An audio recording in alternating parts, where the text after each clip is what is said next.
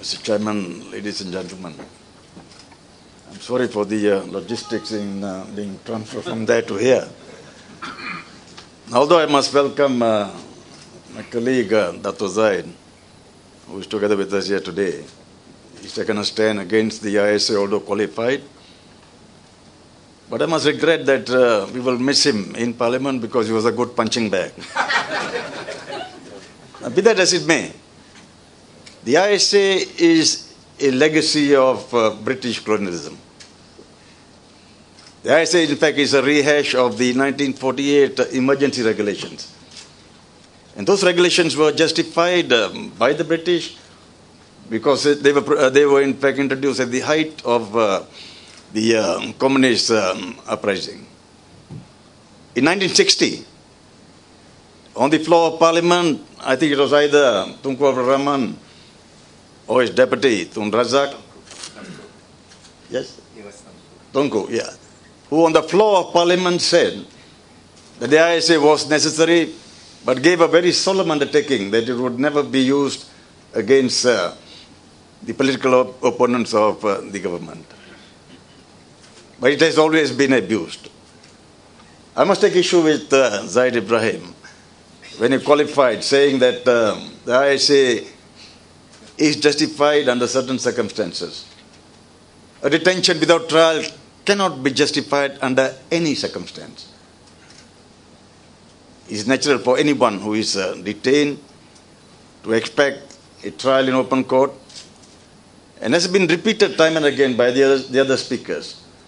There are so many other laws which can take care of the petition. In the case of Raja Petra, for example, he was charged in court once. He could well be charged again if there is anything against him instead of his being detained. Likewise, in the case of Saudara Manoharan, in the case of Teresa Kok, if there is anything against her, charge her in court. We are prepared to defend her. There are enough defense counsel in the country to defend her. And it's good that this caucus has been formed. In fact, Teresa Kok's habeas corpus application is due to be heard on the 23rd of this month. And we in the DAP, or for that matter, we in the Pakatan Rakyat, and there are so many other lawyers from the Bar Council who are going to join forces to make sure that both Raja Petra and Teresa Kok are released from detention. It is important.